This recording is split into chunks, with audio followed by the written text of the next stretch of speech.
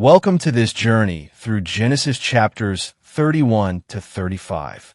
Let us follow Jacob's story as he leaves Laban, reconciles with Esau, and receives God's promises once again. Jacob flees from Laban, but Jacob soon learned that Laban's sons were grumbling about him. "Jacob has robbed our father of everything," they said. "He has gained all his wealth at our father's expense." And Jacob began to notice a change in Laban's attitude toward him. Then the Lord said to Jacob, "Return to the land of your father and grandfather and to your relatives there, and I will be with you." So Jacob called Rachel and Leah out to the field where he was watching his flock. He said to them, "I have noticed that your father's attitude toward me has changed, but the God of my father has been with me. You know how hard I have worked for your father, but he has cheated me, changing my wages 10 times. But God has not allowed him to do me any harm. For if he said, 'The speckled animals will be your wages,' the whole flock began to produce speckled young. And when he changed his mind and said, 'The striped animals will be your wages,' then the whole flock produced striped young. In this way, God has taken your father's animals and given them to me. One time during the mating season, I had a dream and saw that the male goats mating with the females were streaked, speckled, and spotted. Then in my dream, the angel of God said to me, 'Jacob,' and I replied, 'Yes, here I am.' The angel said, 'Look up, and you will see that only the streaked, speckled, and spotted males are mating with the females of your flock. For I have seen how Laban has treated you. I am the God who appeared to you at Bethel, the place where you anointed the pillar of stone and made your vow to me. Now get ready and leave this country and return to the land of your birth.' Rachel and Leah responded, 'That's fine with us. We won't inherit any of our father's wealth anyway. He has reduced our rights to those of foreign women. And after he sold us, he wasted the money you paid him for us. All the wealth God has given you from our father legally belongs to us and our children. So go ahead and do whatever God has told you.' So Jacob put his wives and children on camels, and he drove all his livestock in front of him. He packed all the belongings he had acquired in Paddan Aram and set out for the land of Canaan, where his father, Isaac, lived. At the time they left, Laban was some distance away, shearing his sheep. Rachel stole her father's household idols and took them with her. Jacob outwitted Laban the Aramean, for they set out secretly and never told Laban they were leaving. So Jacob took all his possessions with him and crossed the Euphrates River, heading for the hill country of Gilead. Laban pursues Jacob. 3 days later, Laban was told that Jacob had fled. So he gathered a group of his relatives and set out in hot pursuit. He caught up with Jacob 7 days later in the hill country of Gilead. But the previous night, God had appeared to Laban the Aramean in a dream and told him, 'I'm warning you, leave Jacob alone.' Laban caught up with Jacob as he was camped in the hill country of Gilead, and he set up his camp not far from Jacob's.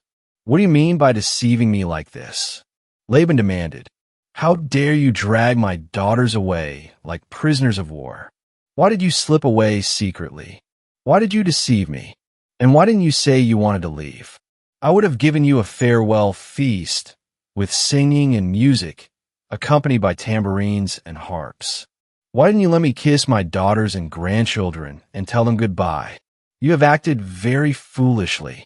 I could destroy you, but the God of your father appeared to me last night and warned me, leave Jacob alone. I can understand your feeling that you must go, and your intense longing for your father's home. But why have you stolen my gods?' 'I rushed away because I was afraid,' Jacob answered. 'I thought you would take your daughters from me by force. But as for your gods, see if you can find them, and let the person who has taken them die.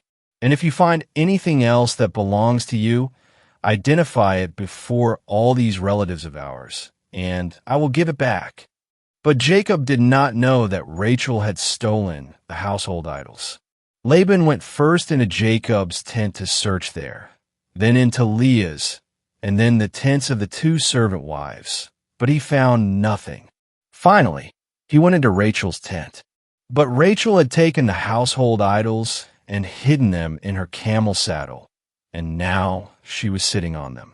When Laban had thoroughly searched her tent without finding them, she said to her father, "Please, sir, forgive me if I don't get up for you. I'm having my monthly period." So Laban continued his search, but he could not find the household idols. Then Jacob became very angry, and he challenged Laban. "What's my crime?" he demanded. "What have I done wrong to make you chase after me as though I were a criminal? You have rummaged through everything I own. Now show me what you found that belongs to you. Set it out here in front of us, before our relatives for all to see. Let them judge between us. For 20 years I have been with you, caring for your flocks. In all that time your sheep and goats never miscarried. In all those years, I never used a single ram of yours for food. If any were attacked and killed by wild animals, I never showed you the carcass and asked you to reduce the count of your flock. No, I took the loss myself. You made me pay for every stolen animal, whether it was taken in broad daylight or in the dark of night. I worked for you through the scorching heat of the day and through cold and sleepless nights. Yes, for 20 years I slaved in your house. I worked for 14 years earning your 2 daughters, and then 6 more years for your flock. And you changed my wages 10 times. In fact, if the God of my father had not been on my side, the God of Abraham and the fearsome God of Isaac, you would have sent me away empty-handed. But God has seen your abuse and my hard work. That is why he appeared to you last night and rebuked you." Jacob's treaty with Laban. Then Laban replied to Jacob, "These women are my daughters, these children are my grandchildren, and these flocks are my flocks. In fact, everything you see is mine. But what can I do now about my daughters and their children? So come, let's make a covenant, you and I, and it will be a witness to our commitment." So Jacob took a stone and set it up as a monument. Then he told his family members, "Gather some stones." So they gathered stones and piled them in a heap. Then Jacob and Laban sat down beside the pile of stones to eat a covenant meal. To commemorate the event, Laban called the place Jegar-Sahadutha, which means witness pile in Aramaic, and Jacob called it Galeed, which means witness pile in Hebrew. Then Laban declared, "This pile of stones will stand as a witness to remind us of the covenant we have made today." This explains why it was called Galeed, witness pile. But it was also called Mizpah, which means watchtower, for Laban said, "May the Lord keep watch between us to make sure that we keep this covenant when we are out of each other's sight. If you mistreat my daughters, or if you marry other wives, God will see it even if no one else does. He is a witness to this covenant between us.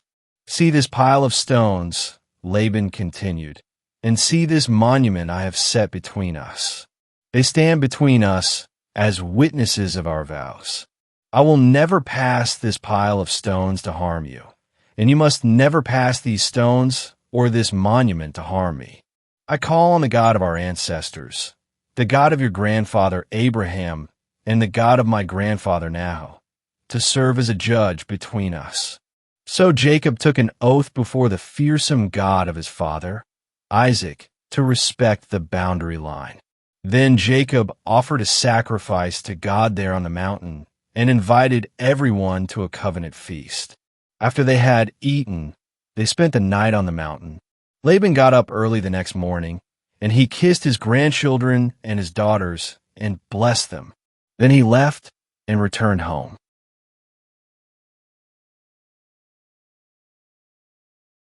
As Jacob started on his way again, angels of God came to meet him.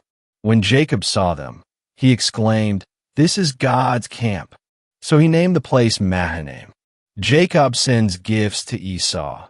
Then Jacob sent messengers ahead to his brother, Esau, who was living in the region of Seir in the land of Edom. He told them, Give this message to my master Esau. Humble greetings from your servant Jacob. Until now I have been living with Uncle Laban, and now I own cattle, donkeys, flocks of sheep and goats, and many servants, both men and women. I have sent these messengers to inform my lord of my coming, hoping that you will be friendly to me. After delivering the message, the messengers returned to Jacob and reported, We met your brother, Esau, and he is already on his way to meet you, with an army of 400 men. Jacob was terrified at the news. He divided his household, along with the flocks and herds and camels, into 2 groups. He thought, if Esau meets one group and attacks it, perhaps the other group can escape. Then Jacob prayed, O God of my grandfather Abraham, and God of my father Isaac, O Lord, you told me, return to your own land and to your relatives. And you promised me, I will treat you kindly. I am not worthy of all the unfailing love and faithfulness you have shown to me, your servant. When I left home and crossed the Jordan River, I owned nothing except a walking stick. Now my household fills 2 large camps. O Lord, please rescue me from the hand of my brother, Esau. I am afraid that he is coming to attack me, along with my wives and children. But you promised me, I will surely treat you kindly, and I will multiply your descendants until they become as numerous as the sands along the seashore, too many to count. Jacob stayed where he was for the night. Then he selected these gifts from his possessions to present to his brother, Esau, 200 female goats, 20 male goats, 200 ewes, 20 rams, 30 female camels with their young, 40 cows, 10 bulls, 20 female donkeys, and 10 male donkeys. He divided these animals into herds and assigned each to different servants. Then he told his servants, Go ahead of me with the animals, but keep some distance between the herds. He gave these instructions to the men leading the first group. When my brother Esau meets you, he will ask, Whose servants are you? Where are you going? Who owns these animals? You must reply, They belong to your servant Jacob, but they are a gift for his master Esau. Look, he is coming right behind us. Jacob gave the same instructions to the second and third herdsmen and to all who follow behind the herds. You must say the same thing to Esau when you meet him. And be sure to say, Look, your servant Jacob is right behind us. Jacob thought, I will try to appease him by sending gifts ahead of me. When I see him in person, perhaps he will be friendly to me. So the gifts were sent on ahead, while Jacob himself spent that night in the camp. Esau talking to Jacob's servants. During the night, Jacob got up and took his 2 wives, his 2 servant wives, and his 11 sons, and crossed the Jabbok River with them. After taking them to the other side, he sent over all his possessions. This left Jacob all alone in the camp, and a man came and wrestled with him until the dawn began to break. When a man saw that he would not win the match, he touched Jacob's hip and wrenched it out of its socket. Then the man said, Let me go, for the dawn is breaking. But Jacob said, I will not let you go unless you bless me. What is your name? The man asked. He replied, Jacob. Your name will no longer be Jacob, the man told him. From now on you will be called Israel, because you have fought with God and with men and have won. Please tell me your name, Jacob said. Why do you want to know my name? The man replied. Then he blessed Jacob there. Jacob named the place Peniel, which means face of God, for he said, I have seen God face to face, yet my life has been spared. The sun was rising as Jacob left Peniel, and he was limping because of the injury to his hip. Even today, the people of Israel don't eat the tendon near the hip socket because of what happened that night when a man strained the tendon of Jacob's hip.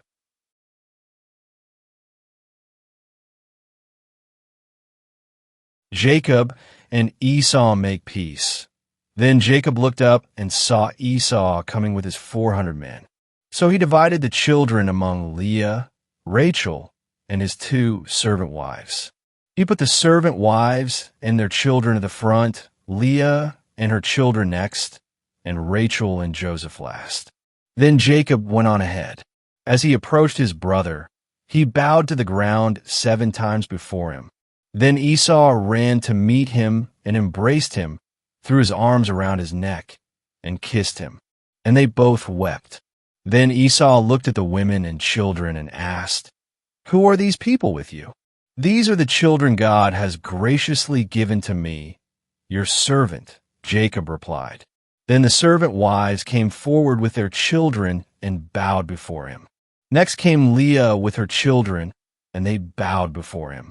Finally, Joseph and Rachel came forward and bowed before him. "And what were all the flocks and herds I met as I came?" Esau asked. Jacob replied, "They are a gift, my lord, to ensure your friendship." "My brother, I have plenty," Esau answered. "Keep what you have for yourself." But Jacob insisted, "No, if I have found favor with you, please accept this gift from me. And what a relief to see your friendly smile. It is like seeing the face of God. Please take this gift I have brought you, for God has been very gracious to me. I have more than enough." And because Jacob insisted, Esau finally accepted the gift. "Well," Esau said, "let's be going. I will lead the way." But Jacob replied, "You can see, my lord, that some of the children are very young, and the flocks and herds have their young too. If they're driven too hard, even for one day, all the animals could die. Please, my lord, go ahead of your servant. We will follow slowly, at a pace that is comfortable for the livestock and the children. I will meet you at Seir." "All right," Esau said, "but at least let me assign some of my men to guide and protect you." Jacob responded, "That's not necessary. It's enough that you've received me warmly, my lord." So Esau turned around and started back to Seir that same day. Jacob, on the other hand, traveled on to Succoth. There he built himself a house and made shelters for his livestock. That is why the place was named Succoth, which means shelters. Later, having traveled all the way from Padanaram, Jacob arrived safely at the town of Shechem in the land of Canaan. There he set up camp outside the town. Jacob bought the plot of land where he camped from the family of Hamor, the father of Shechem, for 100 pieces of silver. And there he built an altar and named it El-Elohe-Israel.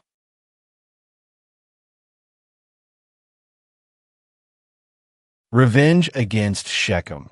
One day Dinah, the daughter of Jacob and Leah, went to visit some of the young women who lived in the area. But when the local prince, Shechem son of Hamor the Hivite, saw Dinah, he seized her and raped her. But then he fell in love with her, and he tried to win her affection with tender words. He said to his father, "Hamor, get me this young girl. I want to marry her."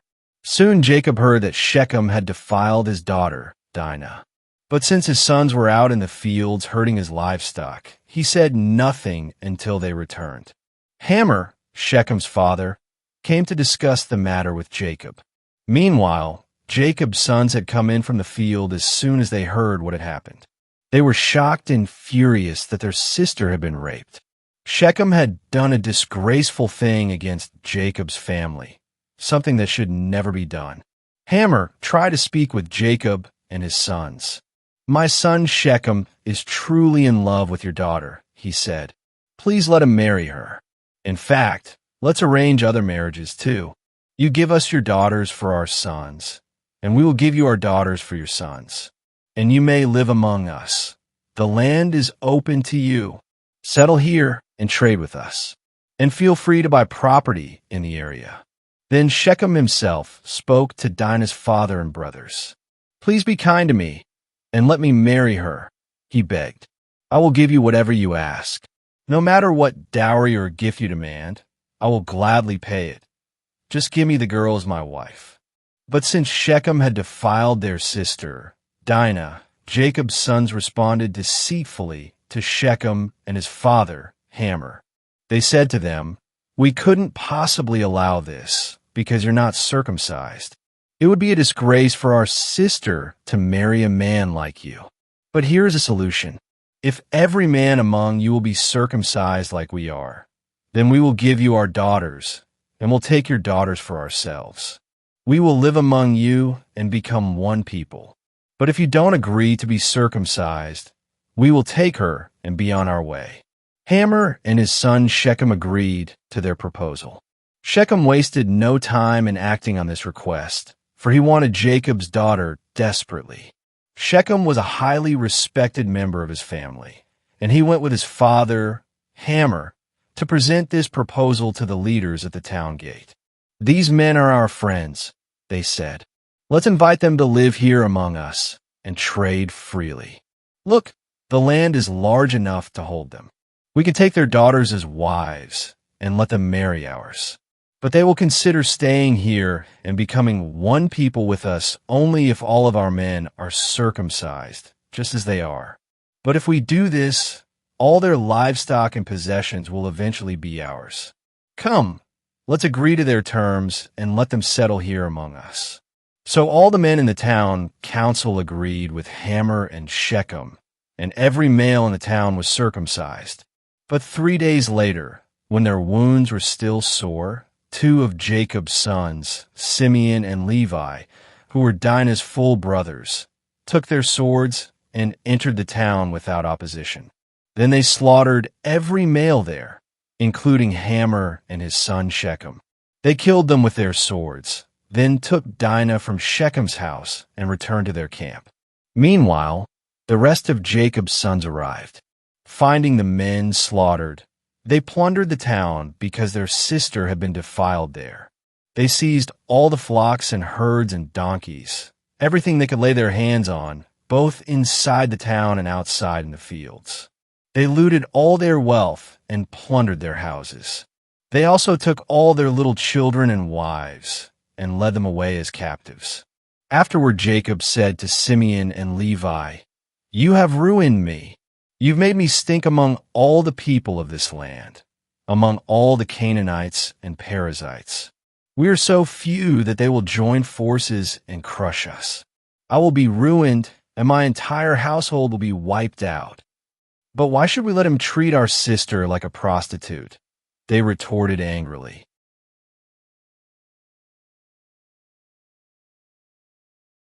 Jacob's return to Bethel. Then God said to Jacob, "Get ready and move to Bethel and settle there. Build an altar there to the God who appeared to you when you fled from your brother, Esau." So Jacob told everyone in his household, "Get rid of all your pagan idols, purify yourselves, and put on clean clothing. We are now going to Bethel, where I will build an altar to the God who answered my prayers when I was in distress. He has been with me wherever I have gone." So they gave Jacob all their pagan idols and earrings, and he buried them under the great tree near Shechem. As they set out, a terror from God spread over the people in all the towns of that area, so no one attacked Jacob's family. Eventually, Jacob and his household arrived at Luz, also called Bethel, in Canaan. Jacob built an altar there and named the place El Bethel, which means God of Bethel, because God had appeared to him there when he was fleeing from his brother Esau. Soon after this, Rebekah's old nurse, Deborah, died. She was buried beneath the oak tree in the valley below Bethel. Ever since, the tree has been called Allon Bekuth, which means oak of weeping. Now that Jacob had returned from Paddan Aram, God appeared to him again at Bethel. God blessed him, saying, "Your name is Jacob, but you will not be called Jacob any longer. From now on your name will be Israel." So God renamed him Israel. Then God said, "I am El Shaddai, God Almighty. Be fruitful and multiply. You will become a great nation, even many nations. Kings will be among your descendants. And I will give you the land I once gave to Abraham and Isaac. Yes, I will give it to you and your descendants after you." Then God went up from the place where he had spoken to Jacob. Jacob set up a stone pillar to mark the place where God had spoken to him. Then he poured wine over it as an offering to God and anointed the pillar with olive oil.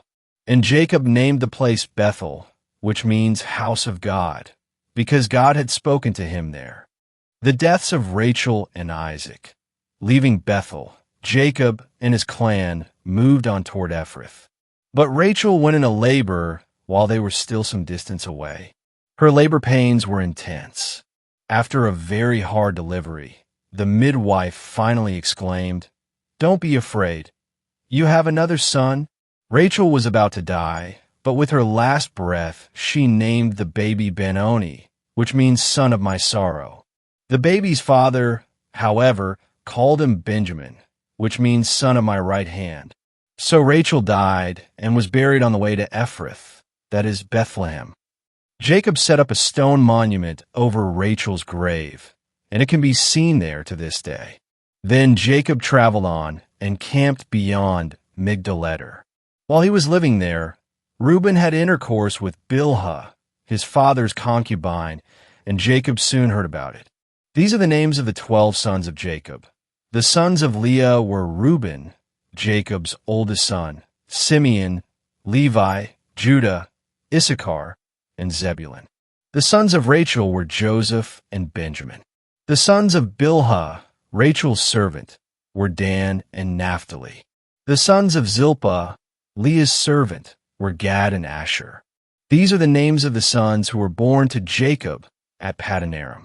So Jacob returned to his father, Isaac, in Mamre, which is near Kiriath-arba, now called Hebron, where Abraham and Isaac had both lived as foreigners. Isaac lived for 180 years. Then he breathed his last and died at a ripe old age, joining his ancestors in death. And his sons, Esau and Jacob, buried him. In these chapters, we see Jacob's struggles, reconciliations, and the faithfulness of God's promises. Just as God was with Jacob, he is with us today. Trust his leading, and he will guide you. Heavenly Father, thank you for the story of Jacob and how you showed your faithfulness through every trial, fear, and moment of weakness. Just as you protected Jacob, reconciled him with Esau, and led him back to Bethel, I pray you guide us today. Help us to trust you when life feels uncertain, to seek peace with others, and to lay aside anything that hinders us from fully following you. Lord, bless every person watching this video. Remind them that you are with them, just as you were with Jacob. In Jesus' name, amen.